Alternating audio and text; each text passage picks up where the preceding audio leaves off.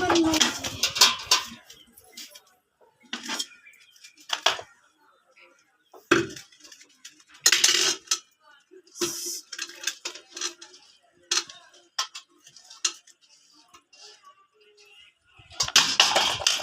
हाँ जी अस्सलाम वालेकुम मेरे प्यारे भैन भराओ। हाँ जी सुनाओ जी की हाल चाल है, सुनाओ सब ठीक ठाक, अम्मी अबू भैन भरा राजी बाजी। हाँ जी अलहमदुलिल्लाह शुक्र अल्लाह दा असी भी ठीक है। हाँ जी शाम का व्लॉग शुरू करते पे है शाम के खाने के नाल, ठीक है जी।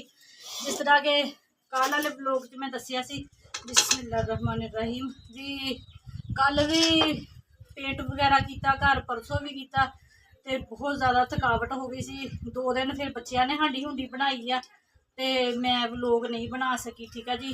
अज व्लॉग बनाती पई हैगी आ। कल बाजार गई सी ते गोश्त लैके आई सी मिस्सा गोश्त, वो जी फिफरा काफ़ी दिन हो गए सी, चिर ही हो गया सी वो जी फिफरा नहीं खाता सी ते मेरा बहुत ज़्यादा दिल करता पाया सी। कल फिर मैं लैन गई, फिर वो जी फिफरा लिया तो फिर पेंट करने वाला रहिंदा सी, मियाँ जी काम पर चले गए सी। वो जिस तरह कि तुहानूं दस्सिया है वो कहते सी बस हाल च ते गराज च करना है, कमरिया च नहीं करना। मैं समान ले आई सी ते फिर मैं ते मेरे बच्चों ने रल के ना असी भी बैठक दे विच भी ते पिछे बड़े कमरे दे विच भी। कल तां एक सिर्फ स्टोर वाला कमरा रह गया, उहदे विच पेटियां वगैरह पईयां, समान समून पिया हैगा, वो बहुत ज़्यादा खलारा पै जाना सी। इस वजह नाल असीं उत्थे कीता ही कोई नहीं, ठीक है जी। ते राती 10 बजे असीं वेले होए आ। हुण इंशाअल्लाह किसी दिन ना अपना घर पूरा तुहानूं दिखावांगे भी माशाअल्लाह ना पेंट करके किस तरह का लगता पिया वा, ठीक है जी। ते मिस्सा गोश्त कल लिआंदा सीगा ते कल फिर फ्रिज दे विच रख दित्ता उद्दां ही भी टाइम जरा भी नहीं सीगा भी हांडी बनाने का। बच्चों ने फिर कल आलू बैंगन बना लए सीगे, वो भी मैं बाजारों ही ले आई सी इन्ना शुकर, ते बच्चों ने फिर हांडी पका ली सीगी, ठीक है जी।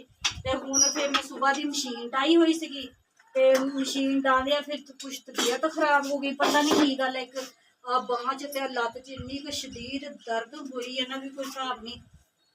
गोली गोली खाधी ही सुट्टी भी है ते पर नहीं सही हुआ अपने आप ही, फिर ना भी ठीक हो गया। ते फिर कपड़े सींदी रही सी के ते हुण मिस्सा गोश्त बनाया वा ते उप्पर आए बेटा वो लाल मिर्चा लियांदियां हुईयां वा थल्ले होनियां वा, उन्होंने वीरे नूं कह दे के जावे, मिर्चा है नहीं लाल इत्थे।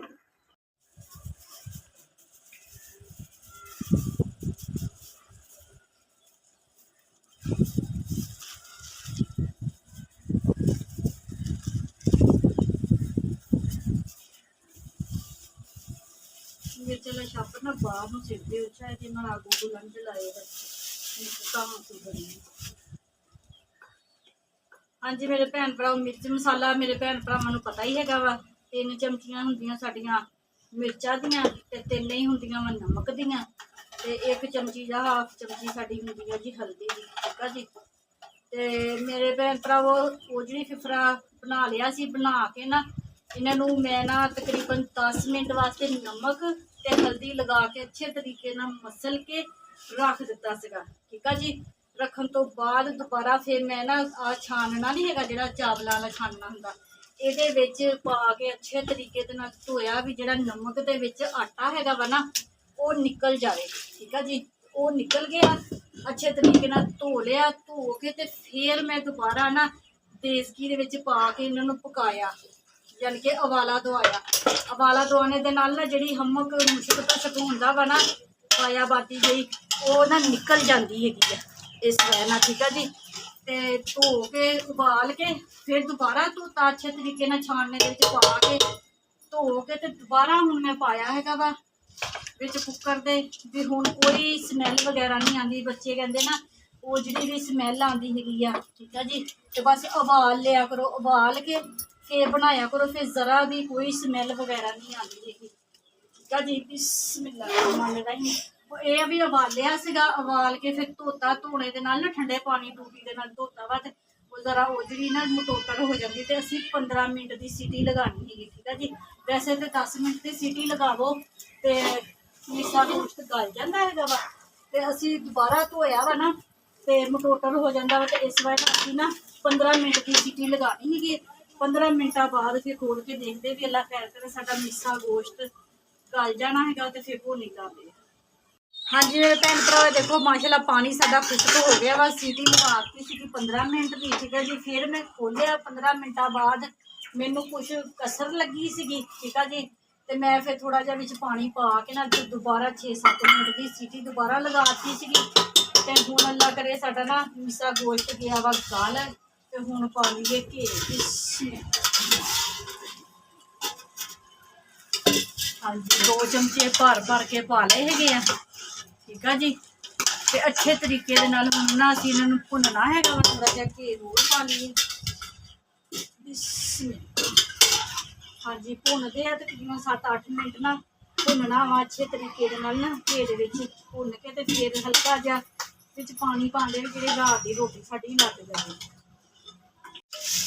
हाँ जी माशाल्लाह देखो बहुत सोहना साडा मिस्सा गोश्त भुज गया हैगा वा, ठीक है जी। ये देखो माशाल्लाह घी भी बाहर निकलिया हैगा, ठीक है जी। ये देखो माशाल्लाह घी बाहर निकलिया है वा। तकरीबन 7-8 मिनट भुनया हैगा मैं बिल्कुल। जो ऐन तड़कन लग पे जी किस तरह ना ऐ भुजन विच घी दे। ते फिर विच अपनी मर्जी कि इसी तरह उतारना खाना तो इसी तरह खा सकते हैं। तो असीं हल्का जिहा विच पानी पाना हैगा वा तो शाम की रोटी लग जाएगी। हाँ जी बस ना मसाला जिहा साडा बन जाए। तो हुण ना रोटी पका लीए तवी ते हल्की आंच ते ना रख दिंदे बंद कर। मेरे भैन भरा देखो माशाल्लाह सालन साडा बन के तैयार हो गया वा। बहुत ज़बरदस्त बनया हैगा वा। ते इन्ना प्यारा बनया वा। मैं खा के भी देखा बिल्कुल सॉफ्ट बनया। जे गर्म हैगा वा मैं थोड़ा जिहा कढ़ लिया सीगा, कढ़ के खा के देखिया सीगा बहुत मज़ेदार बनया हैगा, ठीक है जी। रोटी भी असीं बना लई हैगी आ। ते हुण अल्लाह खैर करे ना बच्चे थल्ले हैगे आ, बच्चों नूं बुला के सारे बैठ के हुण रोटी खांदे हैगे। ते नेरा हो गया हैगा वा भी इस वजह ना मैं कहा चलो मैं ना अज व्लोग दा एंड कर लैंदी हैगी भी ज़्यादा नेरा हो गया वा। तो हाँ जी मेरे भैन भरावां ने साडा अज दा व्लोग देखिया वा तो लाइक करो, सबसक्राइब करो, घंटी दा बटन लाजमी दबाओ, ठीक है जी। मेरे भैन भरा जिथे जिथे भी रह रहे जेड़े जेड़े भी मुल्क च रह रहे मैनू देख रहे खुश रवो, शाद रवो, आबाद रवो, हमेशा हसदे ते मुस्कराते रवो, ठीक है जी। मैनू दिओ हुण इजाजत। अल्लाह हाफिज़।